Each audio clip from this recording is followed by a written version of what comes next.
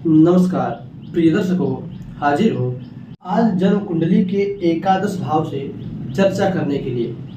दर्शकों, जब हम किसी के आय की, पैसे की, इनकम की बात करते हैं तब उसके लिए कुंडली में हमेशा दो भाव, पैसों के लिए हमेशा कुंडली में दो भाव को देखा जाता है।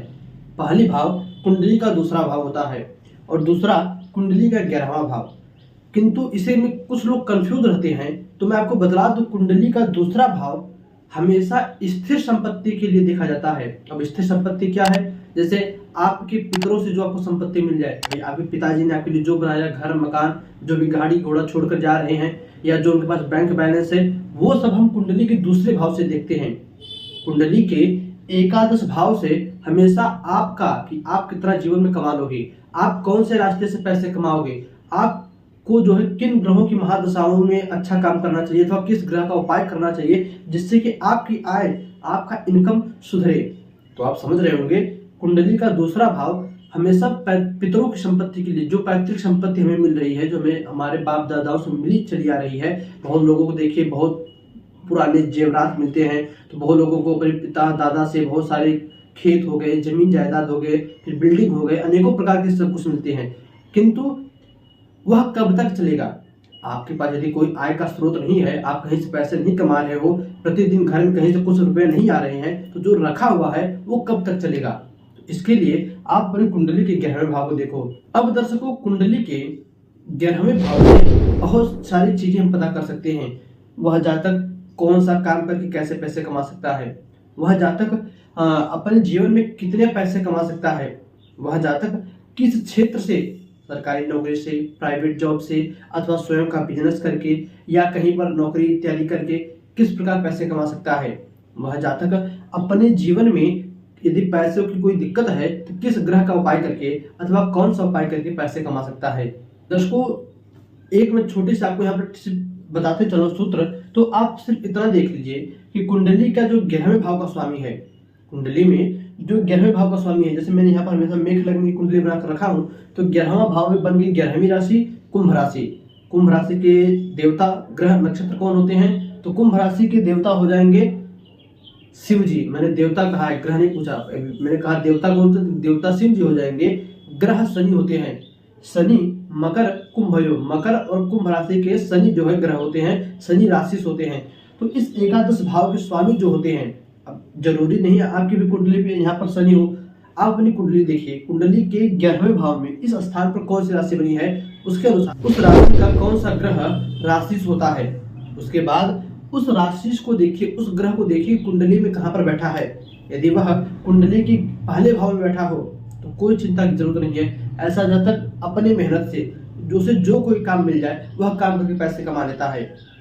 कुंडली के 11वें भाव का स्वामी कुंडली के दूसरे भाव में, धन भाव में बैठ जाए, तो ऐसा जातक अपने पितरों की संपत्ति को बढ़ाता है, अपने पैतृक बिजनेस को बढ़ाता है।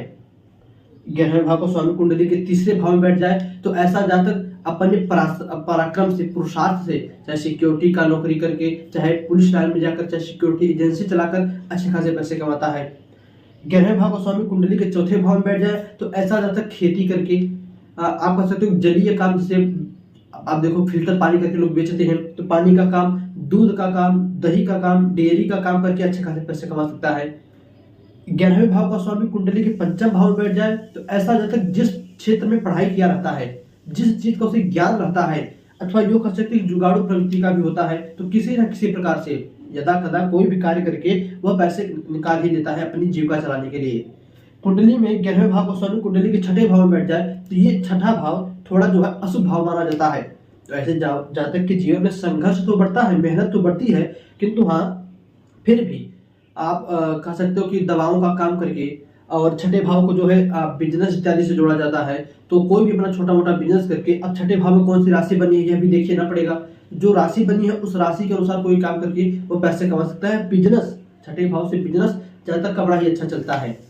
दर्शकों, बात करें कुंडली के 7वें भाव की, एकादश भाव का स्वामी कुंडली के 7वां भाव बैठा हो, तो ऐसे जातक को उसके स्त्री पक्ष से अच्छा खासा पैसे का लाभ होता है। अब चाहे उसकी स्त्री स्वयं जो है, आप कह सकते हो कोई नौकरी करती हो, चाहे पैसे कमाती हो, चाहे उससे जो है ससुराल पक्ष से अच्छा खासा धन मिल जाए, जिसे हम कहीं कहीं पर निवासा भी कहते हैं, ससुराल पक्ष से जमीन लाभ हो जाए, धन लाभ हो जाए।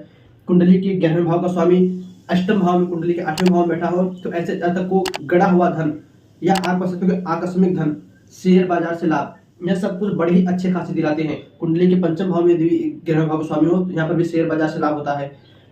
कुंडली के नवम भाव में एक 11वें भाव का स्वामी कुंडली के नवम भाव में हो तो ऐसा जातक धार्मिक कार्य करके, देवी देवताओं का पूजन करके, यदि ब्राह्मण तो पुजारी बन जाए, अन्य किसी जो है वर्ण का है तो 11वें भाव का स्वामी कुंडली के 9वें भाव में बैठा है तो ऐसा जातक आप कह सकते हो कि धार्मिक काम करके, जैसे आपका ये ले लो कि माला फूल बेच ले, पूजा पाठ में जो सामान इस्तेमाल होती है उसका कोई दुकान डाल ले, इन सभी कामों को करके ऐसा जातक जो है देव स्थान बनाने के लिए चंदे इकट्ठे करे।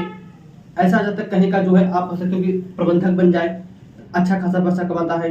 कुंडली के 11वें भाव का स्वामी कुंडली के 10वें भाव में बैठ जाए तब भी ऐसा जातक सरकारी नौकरी करके, जी हाँ, जैसे मैंने कुंडली के 6ठे भाव के लिए कहा कि ऐसा जातक कुंडली के 11वें भाव का स्वामी कुंडली के 6ठे भाव में बैठे तो ऐसा जातक जो है बिजनेस करके पैसे कमाता है। उसी प्रकार 11वें भाव का स्वामी कुंडली के 10वें भाव में बैठ जाए तो ऐसा जातक सरकारी नौकरी में ट्राई करे तो बहुत जल्द ही उसका जो है अप्लाई हो जाता है।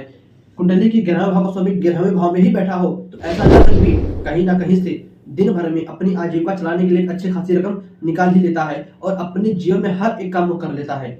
कुंडली के 11वें भाव का स्वामी कुंडली के 12वें भाव में बैठ जाए तो यह भी थोड़ा एक अशुभ भाव है। कुंडली का 6ठा, 8वां, 12वां ये भाव थोड़े अशुभ है भाई। 8वें भाव में गुप्त धन मिलना, जमीन में गड़ा हुआ धन मिलना, सहज बात तो है नहीं कि आप जाओ खोदो और निकल जाएगा, तो थोड़ा संघर्ष, थोड़ा मेहनत, थोड़ा कोशिश तो है ही।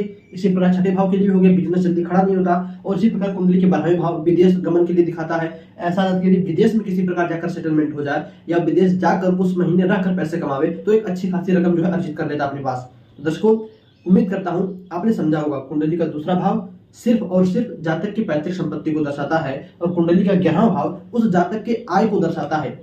ये तो हमने सिर्फ सूक्ष्म थोड़ी सी रूप में बात की कि कुंडली के 11वें भाव स्वामी कहां पर होने पर क्या फल मिलता है। यदि आपको चाहिए तो आप कमेंट करिएगा, मैं इस पर एक पूर्ण बृहद विश्लेषण लेकर आऊंगा। और भी ये तो मैंने एक दो बातें बताई। कुंडली के 11वें भाव स्वामी पहले भाव में हो तो जातक कौन कौन से काम करके, अब जरूरी तो नहीं है कि सिर्फ एक ही काम वो करे। कुंडली के 11वें भाव स्वामी पंचम भाव में हो तो जरूरी नहीं है जातक जो पढ़ा सिर्फ उसी का काम करे, अन्य भी बहुत सारे काम होते हैं, ग्रहों पर डिपेंड करता है। तो आपको चाहिए तो आप कमेंट कीजिएगा, हम उस पर एक फुल वीडियो लाएंगे जो कि आपके लिए रहेगा। दर्शकों, उम्मीद करता हूँ कि वीडियो को पसंद आया होगा और कुछ आप भी कमेंट करिएगा कि कुंडली के 11वें भाव का स्वामी यदि कुंडली के 12वें भाव में हो तो क्या सिर्फ विदेश में ही जाकर व्यक्ति पैसा कमा सकता है कि अपने ही देश में रहकर कोई अन्य काम करके भी पैसा कमा सकता है। तो आप ये कमेंट करके बताइएगा कि एकादशेश का कुंडली के 12वें भाव में क्या फल होता है। दर्शकों, बस आज के इतना ही। जान दीजिएगा, पुनः मुलाकात होगी किसी नए वीडियो में नए टॉपिक के साथ। तब तक के लिए नमस्कार।